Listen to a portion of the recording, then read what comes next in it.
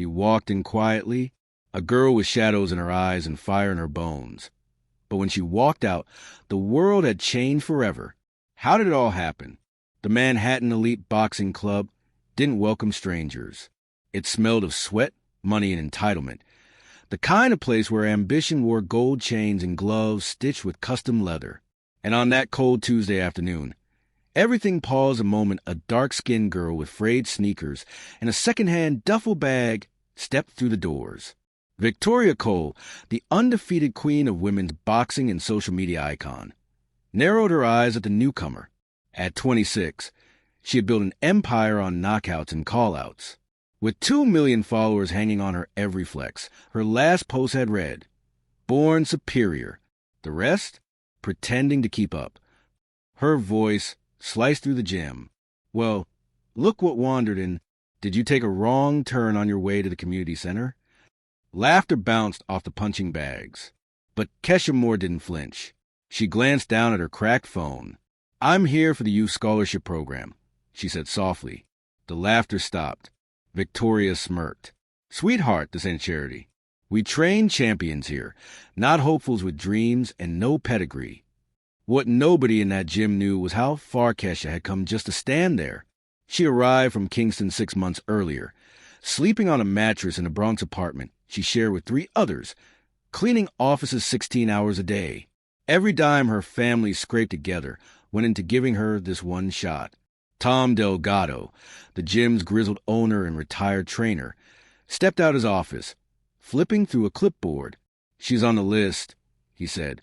"The program's real, and she's earned a place." Victoria's jaw tightened. "You serious, Tom? You're turning my ring into a social experiment? My sponsors won't like this." "They'd pay for results," Tom said flatly.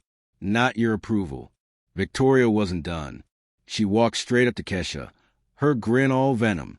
"Let's settle it then. You and me, 3 rounds. If you survive, you stay. If not," she waved her hand dismissively. Everyone fell silent. They all knew what this was. A public execution masked as sparring. Kesha met Victoria's eyes. She saw the setup, smelled the trap, but something flickered behind her stare. Something primal, unshaken. "I accept," she said. Victoria blinked, almost confused. "You sure? Because by the time I'm done, you'll be wishing you stayed in your lane." Kesha smiled for the first time. "I've already walked through worse." Victoria didn't know it yet, but she just challenged the wrong girl. Back in Kingston, they didn't call her Kesha. They called her Lightning. Because when the storm hits, it doesn't ask permission. Victoria was already envisioning the viral reel. She'd live-streamed the challenge, a friendly spar against a Jamaican girl who didn't belong. Instagram lit up with comments. "Crush her. Show her what elite looks like. Teach her to respect America." While the queen courted her audience, Kesha disappeared into the locker room. She wasn't trembling. Her heart pounded. Sure, not from fear, but from the weight of memory. The sting of fists on her ribs. Her mother's screams in the background. The bloody knuckles she rapped alone in the dark. Kingston had taught her how to survive. Tom followed her in. "Kesha, you don't have to do this," he said. "This scholarship's important, but this ain't worth getting hurt over." Kesha laced up a borrowed pair of gloves. Her voice was steady. "She's got 2 world titles, knockout power, technique." Then she looked up, dead in his eyes. "But I've got something she'll never understand." Tom raised an eyebrow. "And what's that?" "Hunger." The silence in that room went heavy. Tom had trained champions for 30 years. But he'd only seen that look, that fire, in a handful of true killers. He sat beside her slowly. "Why'd you take the fight?" he asked. "Why not walk away?" Kesha closed her eyes. The past rushed back. Broken pavement, blood in her mouth. The nickname whispered with fear. Lightning wasn't a name. It was a warning. "I've been here before," she said finally. "People like Victoria think they can break us with smirks and money. They forget something." "What's that?" Tom whispered. "People who fight to survive don't fight for sport." Outside, Victoria was still performing. She held up Kesha's old sneakers to the camera, mocking her poverty cosplay. More laughter from the ring. She probably learned boxing off YouTube, Victoria scoffed. But not everyone was laughing. Some fighters, especially the old heads, were watching with quiet attention. There was something in Kesha's posture, the way she hadn't flinched, the way she had accepted. Marcus Reed, a retired middleweight champ, leaned over to a young boxer beside him. "Watch that girl," he muttered. "I've seen that look before. That calm, it's dangerous." But Victoria didn't see it. "Know what's wrong with people from those countries?" she said, looking into her phone. "They think suffer means skill, like being broke makes you a fighter." At that moment, the locker door opened. Kesha stepped out, wearing loose gym shorts and a faded tank. Her arms, lean and carved like stone, caught the light. Her steps were slow, fluid, like something that had waited long enough. Victoria sneered. "Ready to learn something, sweetheart?" Kesha's voice was barely audible. Always. What Victoria Cole didn't know was this. Kesha had been fighting since she was 8, not for medals, but for meals. At 12, she'd knock out boys twice her size in underground matches just to buy bread. At 16, she was feared by gang leaders, not for brute force, but for the way she moved, like she could hear your body think before you swung. She swore off the ring when she left Jamaica, told herself survival was behind her. But sometimes life calls you back, not to fight, but to remind the world who you really are. Tom, still stunned, tightened her gloves. He felt her hands, loose, relaxed, but her muscles, they were coiled like a loaded spring. "You ever fought before?" he asked cautiously. Kesha looked at him, and for the first time, she smiled. Define fought.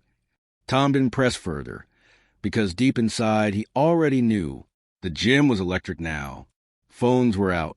Trainers had paused their drills. Even a few local sports reporters had shown up, having caught wind of the story. World champion versus nobody. Just a friendly 3-round spar. No stakes.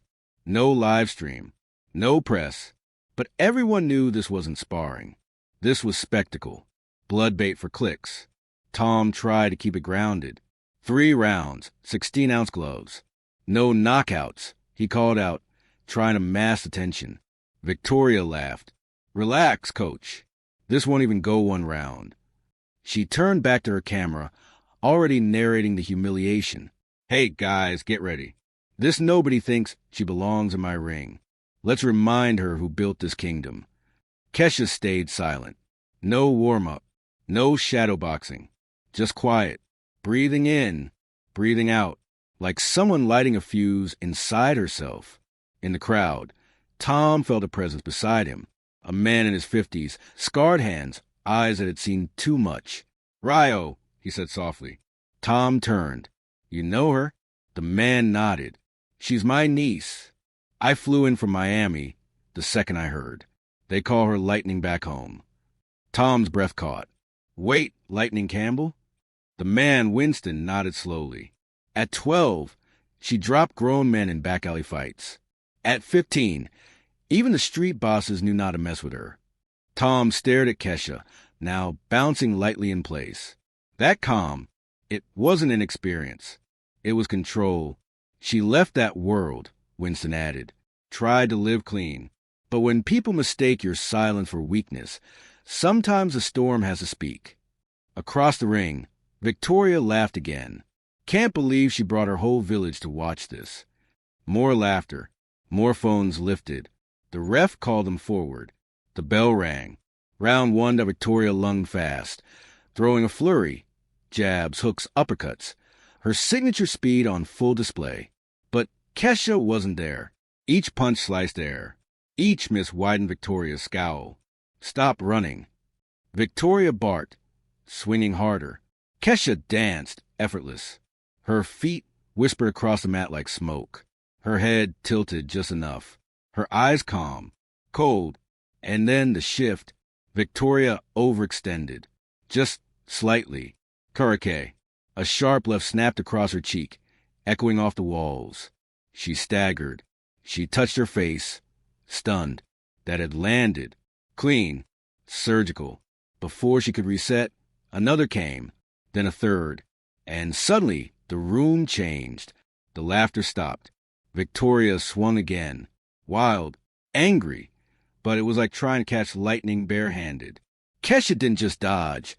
She moved before Victoria even committed. Every miss cost Victoria energy. Every slip made her slower. By the end of round 1, Victoria's lip was split, her legs shaky. In the corner, her coach frantically whispered, "Focus, focus. She's just fast, that's all." But he didn't believe it, and neither did the crowd. They weren't watching an amateur survive. They were watching a predator wake up.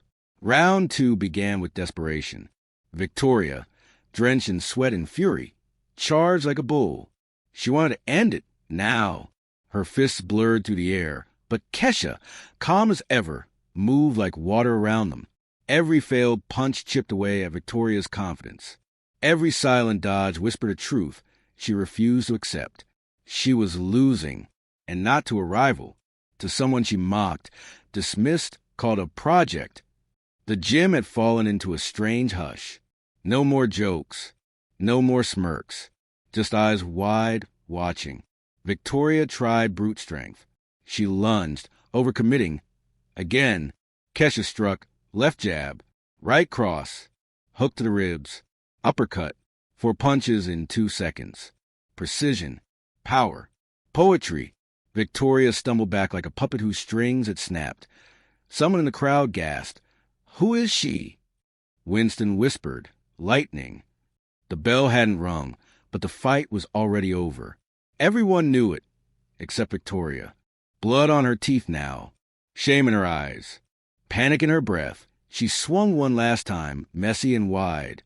Kesha slipped under, and answered with a single, brutal right that cracked across Victoria's jaw. The queen dropped, flat on the mat. The gym erupted. Phones lit up like fireworks. Voices screamed. Cheers roared. Tom stood frozen, staring at the scene he thought impossible. Victoria, undefeated, untouchable, unbothered, was on the floor, blinking through tears of disbelief. She'd been knocked out cold by the girl in thrift store sneakers. Tom stepped forward and counted. 10. KO. It was done. But Kesha didn't celebrate. She walked over, slow, steady, and stood over Victoria as she was helped to sit up. "You said you wanted to teach me something," Kesha said softly. "I hope you learned that respect isn't about money or cameras or status. It's about soul." Victoria looked up at her, eyes filled with something she hadn't shown all day. Shame, and maybe, just maybe, respect. Winston came forward, pride in his every step. "You still got it," he said, wrapping an arm around Kesha. Kesha didn't respond. Her eyes scanned the room, where dozens now stared at her with awe, not pity. The same mouse that had laughed now whispered her name like legend. Lightning had struck, but not to destroy, to wake them up. Victoria's story crumbled in real time. Her face, battered, humbled, had gone viral, but not in the way she planned. Her last Instagram story, mocking the amateur Jamaican, had over 12 million views. The comments turned savage. She called her a joke. The joke's on her. That's what happens when you confuse ego with skill. Lightning struck hard. Within hours, sponsors began pulling out. Gatorade, gone. Nike, gone. The luxury apartment in Miami, already listed for rent. Her manager, Jerry, called her in a panic. "Victoria, you don't get it. It's not the fight you lost. It's what you showed the world. The racism, the ego. The fall was too hard, too public." Meanwhile, across the country, Kesha Campbell's phone buzzed like an earthquake. Golden Glove Promotions offered her $2 million for 3 pro fights. Under Armour launched a campaign titled, "Earned, Not Given." ESPN called Tom Delgado to offer a full-length documentary. "I didn't discover her," Tom said on the call, staring at the old gym ring. She already knew who she was. She just needed the world to see. The gym changed overnight. The once ignored scholarship program became a nationwide beacon. Donations poured in. Hundreds of young hopefuls applied. Kesha's story had cracked something open, not just in boxing, in the hearts of every kid who'd ever been told, "Not you." Winston visited often. during one visit. He said, "Remember what I told you about hunger?" Kesha nodded. "You've proven it's not about where we come from," he said, eyes shining. "It's about the fire we carry inside." Victoria, now living in a modest rental, tried to rebuild. She posted a teary apology on YouTube, but the comments shredded her. She begged for another fight, but no promoter would risk the PR. She was no longer the queen. She was a lesson. And Kesha? She refused to gloat. In a Sports Illustrated interview, she said, "I don't hate her. I just hope she learns. Anger eats the one who carries it. I've got better things to build." And she did. Her foundation, Lightning Dreams, gave 300 kids access to sports and scholarships. The first gym opened in Kingston, the very street where Kesha once fought for survival. During the ribbon cutting, live streamed worldwide, she stood before the cameras, same hands, same eyes, and said, "This was never about revenge. It's about dignity, and showing the world that respect isn't inherited. It's earned." The arena pulsed with lights and tension. 3 months had passed since that fight in the dusty Manhattan gym. The day an immigrant girl silenced a champion with nothing but instinct, discipline, and something no opponent could ever train for: hunger. Now, Kesha Campbell, once just a name on a forgotten scholarship list, stood in front of 20,000 roaring fans, announced as a contender in the Unified World Championship final. Across the ring, a decorated European champion with 31 wins, 28 by knockout. The odds? Against her. The media? Skeptical. The old guard, still whispering. Was a Victoria fight just a fluke? But inside that ring, under the blinding white lights, Kesha's mind was still. She wasn't fighting them. She was fighting for every kid who ever got told, "You don't belong here." Her robe shimmered with gold embroidery that read, "Lightning Campbell." And somewhere in the crowd, Winston sat silent, eyes glassy, hands clasped tight, Tom Delgado beside him, whispering under his breath like a prayer. The bell rang, and just like before, she didn't explode. She studied, she measured, she made the ring her own. Her opponent threw hard, violent combinations. He was fast, technical, brutal. The commentators praised his precision, his reach, his experience. But by round 2, they weren't talking about him anymore, because lightning had returned. She weaved through jabs like they were falling leaves.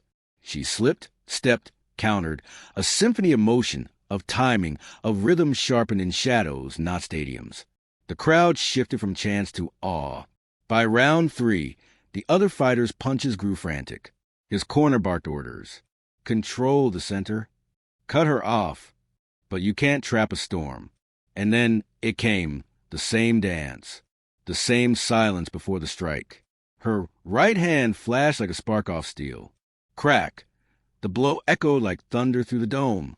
The champion hit the canvas. Flat, out cold. The referee's count was drowned by the explosion of screams. Cameras shook. Commentators gasped. The arena became a living thing. Tom Delgado couldn't stop smiling. He knew what had happened, what the world had just witnessed. Lightning hadn't just won. She had arrived. The ref lifted her arm. Kesha stared up into the rafters, chest heaving, fists trembling from release. The new unified world champion. No sponsors had made her. No legacy had paved her way. No committee had chosen her. She had taken it. And far away, in a small apartment with peeling paint and no furniture left, Victoria Sterling watched it unfold. Alone, her face lit by the cold glow of a cheap TV screen. No entourage. No followers. Just silence. When the camera panned to Kesha's face, eyes glistening, jaw set, Victoria whispered out loud, like a confession meant for no one. She was always better. And that's when it hit her, not the punch, but the truth. You can't beat someone who's not fighting for glory. You can't intimidate someone who's already lived through hell. And you can never, ever bury someone who was born in the dirt, because they know how to bloom there. After the match, during her victory speech, Kesha stood before the mic with blood still drying on her lip. She didn't thank the belt. She didn't boast. She simply said, "I want to thank every person who tried to keep me small, every trainer who said, 'You're not ready,' every fighter who called me a fluke, every sponsor who said I wasn't marketable, because you lit the fire. She paused, then smiled, the quiet, dangerous smile that had once unsettled champions. But the ones I thank the most are the ones who underestimated me, because that's where the story always begins. The crowd roared, but Kesha's eyes found someone in the front row, a young girl, 8, maybe 9, skin like hers, eyes wide, wearing hand-me-down shoes. Kesha took off her championship gloves, drenched in sweat, wrapped in legacy, and walked to the edge of the ring. She knelt and handed them to the girl. "Here," she said softly, "start your own story." The cameras captured it. The moment went viral again, but not like before, not as spectacle. This time it was hope, and on that night, the world didn't just meet a champion. It met a symbol, not of revenge, but of resilience, not of ego, but of elevation, not of victory, but what it truly means to earn your place and then hold the door open for the next one behind you. 3 months after the title win, the world no longer called her underdog. They called her icon. Magazines called. Brands offered millions. Her face was on billboards from Times Square to Kingston. But Kesha Campbell didn't change. She still rose before dawn, still trained like she had something to prove, still walked with the quiet dignity of someone who knew where she'd come from. But what changed was everything around her. Her foundation, Lightning Dreams, opened its first gym in Jamaica, right on the same cracked concrete where her knuckles first met blood. The same street that had once whispered, Rio, now painted on murals. She stood before hundreds of kids at the ribbon cutting, eyes full of memory. "This place once tried to break me," she said softly. "Now it will build you." Thousands tuned in live, but not all eyes were proud. Across the ocean, in a small studio apartment, Victoria Sterling watched again. This time with no sponsors, no entourage, no noise. She had tried it all. Apology videos, comeback training, podcast interviews. But nothing erased that night. The world hadn't forgotten who she chose to be before the fall. And when asked in a rare interview what she'd say to Kesha now, Victoria didn't flinch. "I was wrong," she said. "I didn't lose to a girl from Jamaica. I lost to a woman who carried a nation in her chest, who fought with dignity. And I fought with ego." When the interviewer asked if she'd ever try to fight again, she shook her head. "Some fights you carry forever. Not in your body, in your shame." Back in the U.S., Kesha stood in a packed arena once more. But this time, she wasn't fighting. She was speaking, accepting the Athlete of the Year award from the Human Rights Council. Her voice, as always, was calm, grounded. "When I stepped into that gym in borrowed shoes and a stitched duffel, nobody saw me. They saw an accent, a skin color, a stereotype. They thought I came to beg for a chance, that I came to claim it." The audience rose to their feet, but she raised her hand gently, a signal to hold the applause. "This is not about revenge. I didn't come here to shame those who laughed. I came here to remind them, you don't get to decide who's worthy. The world doesn't belong to the privileged. It belongs to the persistent." She stepped back, swallowed by applause. But in the far corner, behind the stage lights, stood a figure. Winston, hands clasped behind his back, tears in his eyes. He whispered to himself, as if to no one, "She's not lightning anymore." He smiled. "She's a storm." And maybe that's what true greatness looks like. Not fists in the air, not gold belts, not likes, not followers, but the power to take what was meant to destroy you and build an empire of hope in its place. Because the best revenge is to become everything they said you and